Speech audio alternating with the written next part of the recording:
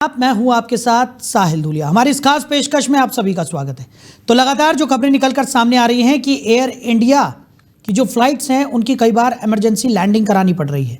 अब इस emergency landing के पीछे की जो वजहें हैं उसको लेकर कई तरह के सवाल यहाँ पर खड़े हो रहे हैं। तो तकनीकी या मेडिकल इमरजेंसी कई बार कारण बताए जाते हैं, कई बार बताया जाता है कि खराब मौसम की वजह से ये इमरजेंसी लैंडिंग हो रही है। लेकिन जिस तरीके से लगातार ये इमरजेंसी लैंडिंग की खबरें निकलकर सामने आ रही हैं उसने ये सोचने पर मजबूर कर दिया है कि क्या अब फ्लाइट का सफ़र यात्रियों के लिए सुरक्षित है। यात्रियों के मन में एक भय का माहौल यहाँ पर बनता हुआ नजर आ रहा है, क्योंकि कई बार हमने देखा है कि टेक ऑफ के तुरंत बाद ही प्लेन की इमरजेंसी लैंडिंग करानी पड़ती है। हालांकि कई तरह के कारण यहाँ पर दिए जाते हैं, चाहे वो तकनीकी खराबी बताई जाए या कोई और इमरजेंसी यहाँ पर बताई जाती है। खराब मौसम को भी कई बार कारण बताया गया है। लेकिन इन सब के बावजूद एक संशय यहाँ पर लगातार बना हुआ है और लगातार फ्लाइट्स की इमरजेंसी लैंडिंग भी हो रही है। तो एयरलाइंस में ऐसी घटनाएं बढ़ी है जो यात्रियों की सुरक्षा के लिए तत्काल जांच और वैकल्पिक व्यवस्था की मांग करती हैं। हालांकि इनमें से कई केवल एहतियाती लैंडिंग भी होती हैं। कोई गंभीर दुर्घटना यहाँ पर नहीं हुई है। लेकिन इमरजेंसी लैंडिंग के मुख्य कारणों की अगर हम बात करें तो तकनीकी खराबी जैसे कि इंजन का फेल होना, हाइड्रोलिक सिस्टम में समस्या, लैंडिंग गियर में दिक्कत या अन्य महत्वपूर्ण सिस्टम का खराब होना माना गया है। मेडिकल इमरजेंसी की बात करें तो विमान में किसी यात्री या क्रू मेंबर का बीमार पड़ना, मौसम भी एक बड़ा कारण यहाँ पर माना जाता है, क्योंकि अचानक खराब मौसम या विजिबिलिटी में काफ़ी कमी हो जाती है। ईंधन की कमी होती है, यानी योजना के अनुसार ईंधन ना होना भी एक बड़ा कारण यहाँ पर माना गया है। पक्षी का टकराना जिसको बर्ड हिट भी कहते हैं, इंजन या विंडशील्ड से जब कोई पक्षी टकरा जाता है तब भी कई बार इमरजेंसी लैंडिंग करानी पड़ जाती है। हाल ही की घटनाओं की अगर हम बात करें तो दिसंबर 2025 में भी एयर इंडिया की कई फ्लाइट्स की इमरजेंसी लैंडिंग हुई है, जिसमें इंजन की समस्या और टेक ऑफ के बाद लौटना शामिल था, जिससे मंत्रालय ने रिपोर्ट भी मांगी है। तो स्व लैंडिंग यानी कि ऑटो लैंड, हाल ही में एक छोटी फ्लाइट ने खुद को इमरजेंसी में लैंड कराया, जो एविएशन ऑटोमेशन का एक उदाहरण है। हालांकि ये तकनीक नहीं बल्कि सिस्टम के संचार से जुड़ी हुई थी। और अब बात करें एयरलाइंस की जिम्मेदारी की, तो एयरलाइंस को विमानों की तकनीकी जांच करानी चाहिए और यात्रियों की सुरक्षा को प्राथमिकता देनी चाहिए। वहीं नागरिक उड्डयन मंत्रालय यानी कि सिविल एविएशन मिनिस्ट्री ने एयर इंडिया से इन घटनाओं पर रिपोर्ट मांगी है। संक्षेप में अगर बात की जाए तो ये एक गंभीर मामला है जिस पर ध्यान देने की आवश्यकता है और विमानन सुरक्षा को बनाए रखने के लिए एयरलाइंस और नियामकों की तरफ से सक्रिय कदम उठाने की भी आवश्यकता अब जाहिर होने लगी है। तो दिसंबर महीने में ही एयर इंडिया की कई फ्लाइट्स की इमरजेंसी लैंडिंग हुई है, जिसने अब सोचने पर मजबूर कर दिया है कि फ्लाइट्स में जो सफ़र यात्री करते हैं क्या वो सुरक्षित रह गया है। लगातार इस तरीके की इमरजेंसी लैंडिंग्स की आवश्यकता आखिर क्यों पड़ रही है, ये बड़ा सवाल है। क्योंकि हवाई यात्रा करने के लिए यात्री भारी भरकम रकम खर्च करते हैं और उसके बाद भी अगर उनकी सुरक्षा को लेकर ठीक तरीके से तमाम कदम ना उठाए जाएं तो सवाल उठना लाजमी है। तो इसी पर ज़्यादा चर्चा के लिए हिमांशु होता जी, चीफ ऑपरेटिंग ऑफिसर हैं, हमारे साथ जुड़ गए। हिमांशु जी, बहुत स्वागत है आपका। हिमांशु, दिसंबर महीने की अगर हम बात करें तो जिस तरीके से एयर इंडिया की कई फ्लाइट्स की इमरजेंसी लैंडिंग हुई है उसने ये सवाल खड़ा कर दिया है कि क्या हवाई सफ़र अब उतना सुरक्षित रह गया है। क्योंकि यात्री एक मोटी रकम खर्च करते हैं हवाई यात्रा के लिए और उसके बाद जब इस तरीके की लैंडिंग होती है या इमरजेंसी सिचुएशन क्रिएट हो जाती है तो यात्रियों में काफ़ी ज़्यादा असंतोष और भय का माहौल बन जाता है। और लगातार जिस तरीके से एयर इंडिया की फ्लाइट्स की इमरजेंसी लैंडिंग कराने की ज़रूरत यहाँ पर आन पड़ी है उसने कई सवाल यहाँ पर खड़े कर दिए हैं। क्या कहेंगे सर? देखिए, मेरी आवाज़ आ रही है? जी जी, बोलिए। बात यह है कि खास करके ये जो इमरजेंसी लैंडिंग्स में जो आपने बताया, ये अभी मिनिस्ट्री जो इशू किया है ये खास करके विंटर सीजन में ये देखा गया है। और इसका एक कनेक्शन रहता है कि जहाज जो है वो अपना भारत देश जो है वो एक ग्रीष्म प्रधान देश है। मतलब यहाँ पर गर्म हवा रहती है। जहाँ पर तापमान में जब गिरावट होती है तो इंजन में अमूमन ये चीज दिखाई देती है और इसके लिए रेगुलर मेंटेनेंस जरूरी है और ये मेंटेनेंस जो है यही एक इशू जो आपने बताया, मेंटेनेंस एक इशू, क्योंकि बीच में एयर इंडिया में भी और इंडिगो में भी ये क्राइसिस देखे गए थे, जिसके लिए अभी उन दोनों एयरलाइंस की तरफ से काफी सारे टेक्नीशियंस भी हायर किए गए ताकि अगर कोई जाए तो उसका बैकअप सिस्टम एक रहे। लेकिन इसके साथ एक और चीज भी है, कई एक 2-3 कंपनियों को पीछे हमारी राष्ट्रीय सुरक्षा के चलते कुछ एक कंपनियों को जो अलग किया गया है, उससे भी क्या है कि उनका जो उनके जगह पर जो नए कंपनी आए हुए हैं वो अपने आप को अभी एडजस्ट करने में थोड़ी सी टाइम ले रहे हैं। ये भी और एक फैक्टर है। इन द मीन टाइम जो ज्यादातर एक्सीडेंट्स हो रहे हैं वो बोइंग के विमानों में दिखाई दे रहे हैं।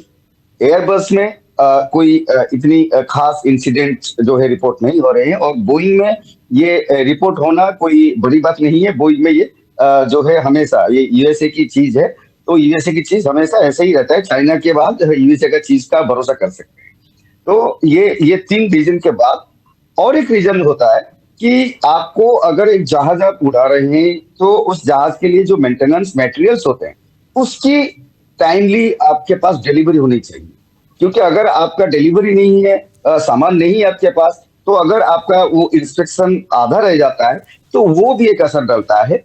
और अभी खास करके बोइंग के जो केसेस हैं उनमें कई सारे ऐसे पार्ट्स की भी जो है वो दिक्कत आ रही है, और वो चीज बाहर नहीं आ रही है।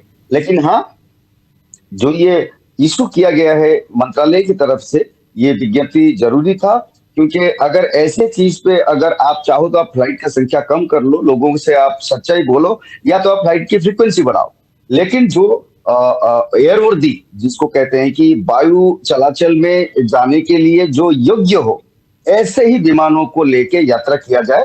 और जिस तरीके की नए नीति नियम अभी लागू किए जा रहे हैं डीजीसीए की तरफ से, मंत्रालय की तरफ से, चाहे वो ऑपरेटर हो, चाहे वो कोई ग्राउंड हैंडलिंग एजेंसी हो, चाहे वो कोई मेंटेनेंस एजेंसी हो, तो ये सब कंप्लायंस जो है दिन ब दिन बढ़ती जा रही है।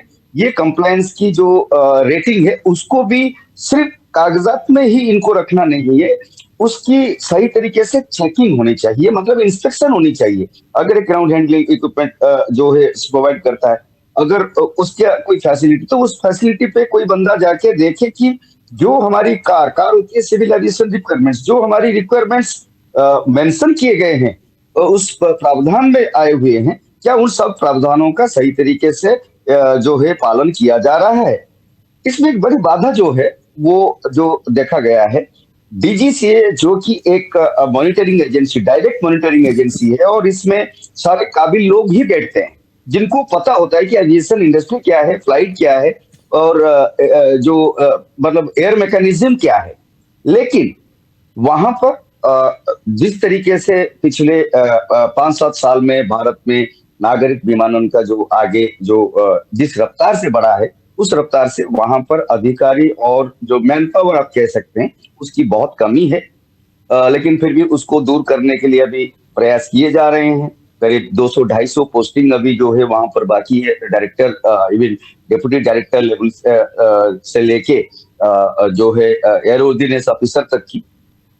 तो ये सब जो मैन पावर की कमी जो है, ऊपर से जो एक रेगुलेटिंग अथॉरिटी, जो सुपरवाइजिंग अथॉरिटी, वो सुपरवाइजिंग अथॉरिटी में भी अगर मैन पावर की प्रॉब्लम आए तो जाहिर है कि जो ऑपरेटर्स हैं या आपके ग्राउंड हैंडलिंग एजेंसी या मेंटेनेंस, देखिए हर जगह वो लोग बिजनेस करने आए हैं, और बिजनेस करने के लिए ताकि वो गलती ना करे इसलिए कंप्लायंस उनको करना पड़ता है, जो डीजीसीए रूल बनाता है। लेकिन उसको वो लोग अगर थोड़ा सा कंप्लाई नहीं करते तो कुछ पैसे बता जाते हैं।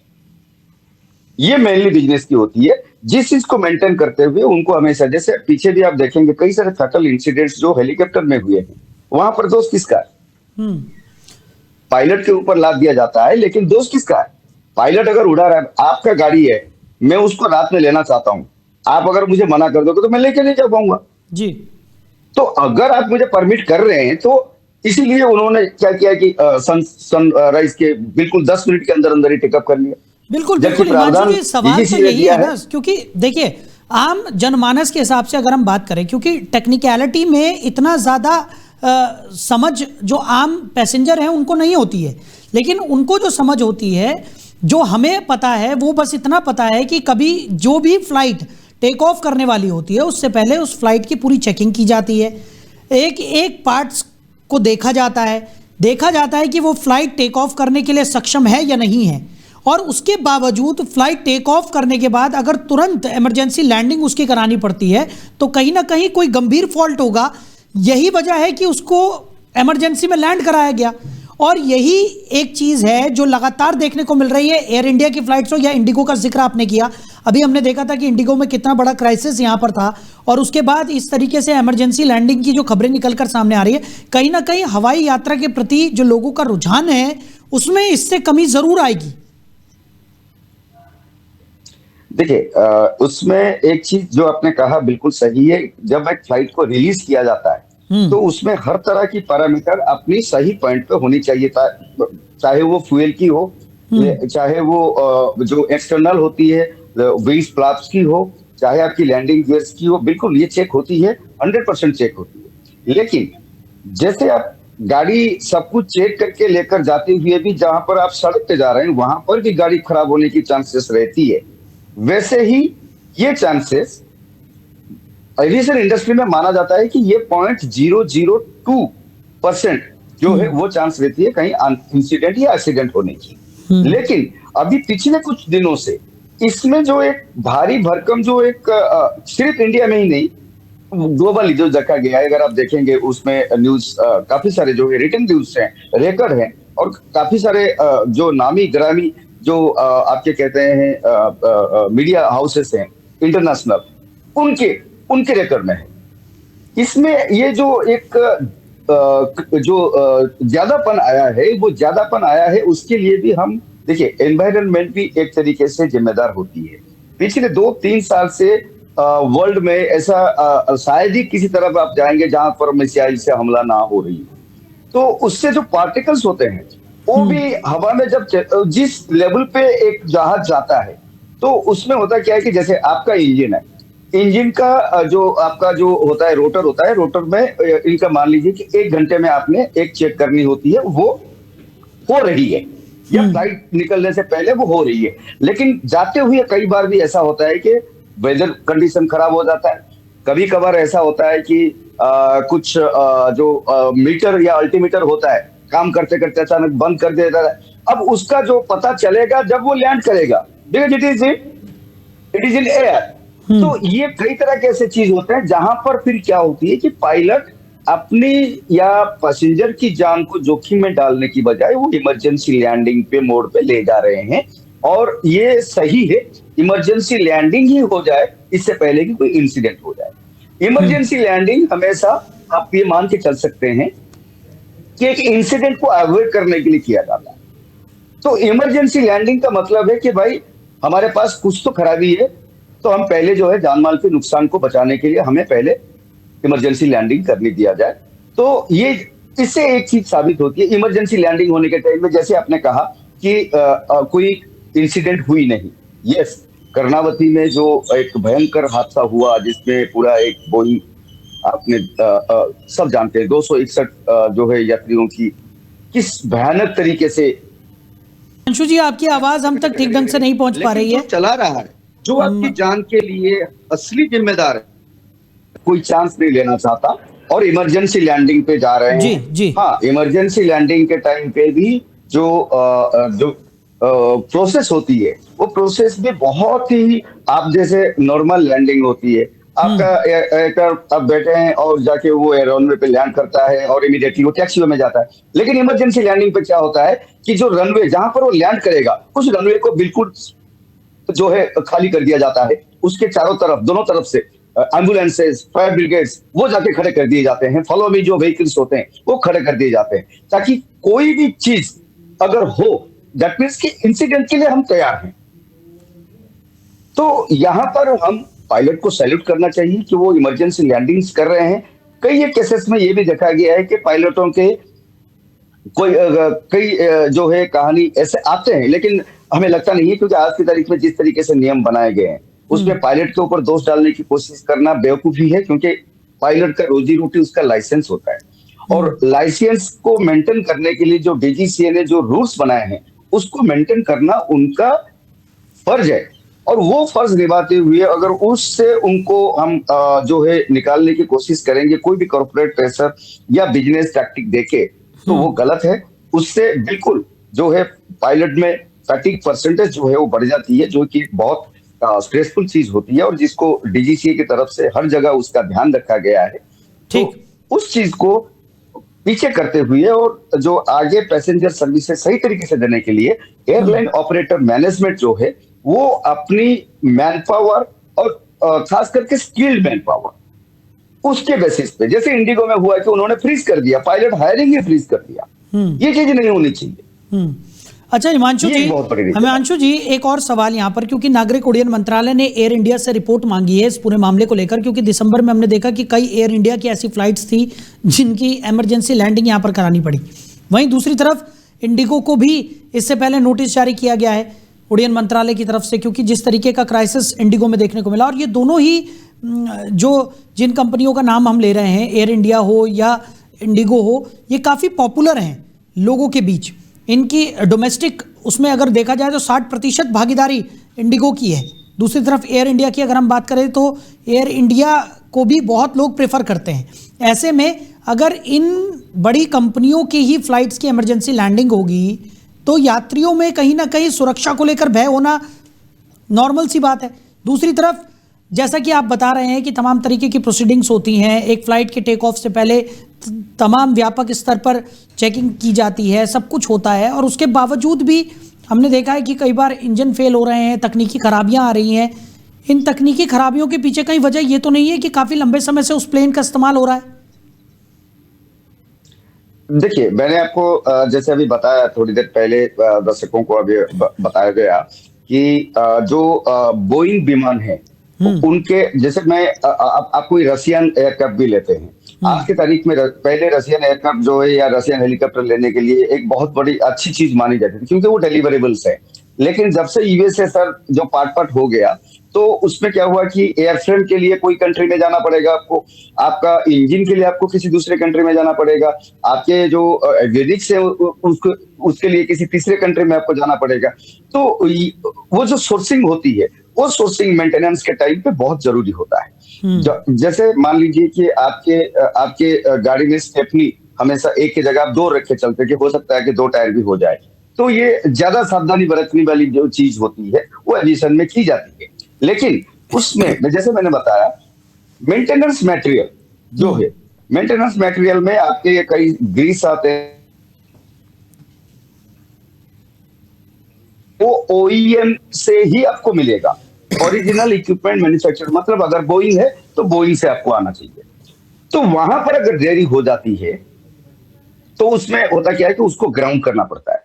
जब अगर उस एयरक्राफ्ट को ग्राउंड किया गया किसी मेजर मेंटेनेंस की वजह से, तो उस एयरक्राफ्ट की जगह लेने के लिए किसी दूसरे एयरक्राफ्ट को और तीसरे एयरक्राफ्ट को वो सेक्टर जो है शेयर किया जाएगा, तो उनके ऊपर एक लोड फैक्टर भी जो है वो भी एक आ रही है।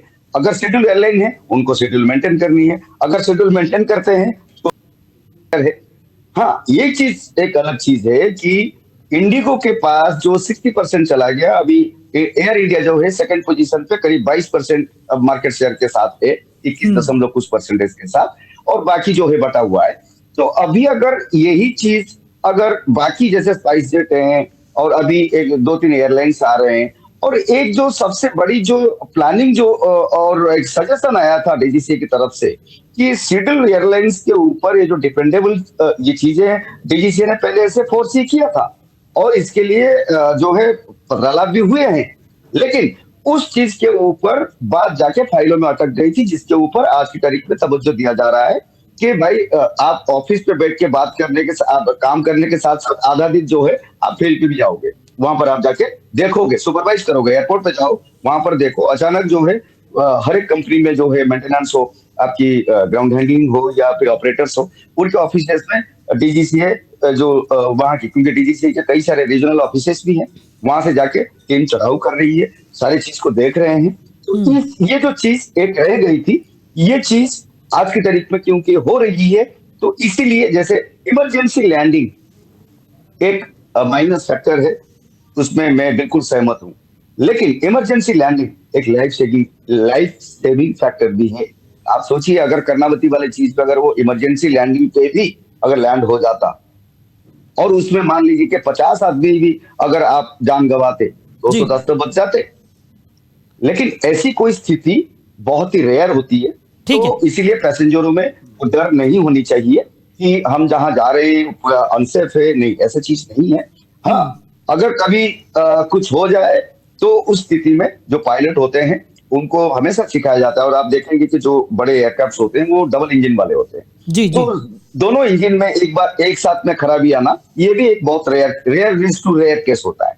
तो इसलिए डर की कोई बात नहीं है, एक इंजन पे भी आपका फ्लाइट कंटिन्यू कर सकता है, लैंडिंग भी कर सकता है। जी हिमांशु जी, ये क्योंकि क्या समय करें हमारे जो पास कि- थोड़ा सा कम है, जल्दी से आपसे जानना चाहेंगे कि जिस तरीके की स्थिति इस वक्त बनी हुई है, एयर इंडिया को भी अब यहाँ पर नोटिस देकर उनसे जवाब तलब किया गया है उड्डयन मंत्रालय की तरफ से। आपको क्या लगता है इस पूरी सिचुएशन में क्या कुछ कदम यहाँ पर उठाए जाने चाहिए जो कि आने वाले समय में हवाई यात्रा को और ज्यादा सुरक्षित बनाएंगे? जल्दी से सर।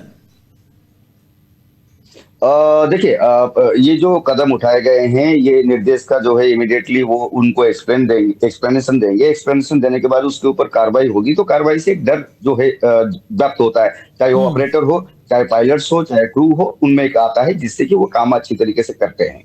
लेकिन यही चीज जो है जारी रहनी चाहिए, और पैसेंजर की जो सेफ्टी और एयरक्राफ्ट की सेफ्टी जो होती है, फ्लाइट सेफ्टी, एयर सेफ्टी और पैसेंजर सेफ्टी, ये तीनों सेफ्टी के साथ कोई भी किसी भी तरीके की कॉम्प्रोमाइज कम से कम हमारे भारतीय, क्योंकि हम तो भाई विमान के लिए तो या तो हम फ्रांस से एयरबस लेंगे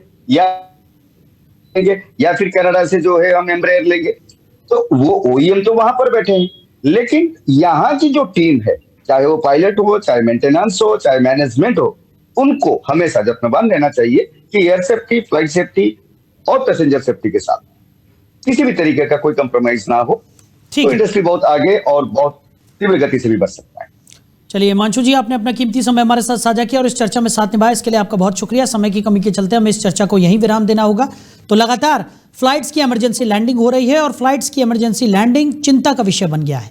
तकनीकी या मेडिकल इमरजेंसी या खराब मौसम, कारण कोई भी हो, लेकिन कहीं ना कहीं हवाई यात्रा की सुरक्षा को लेकर सवाल खड़े हो रहे हैं और उसी को लेकर नागरिक उड्डयन मंत्रालय ने एयर इंडिया से रिपोर्ट भी तलब की है। तो सुरक्षा के लिए सक्रिय कदम उठाने की आवश्यकता भी अब नजर आने लगी है।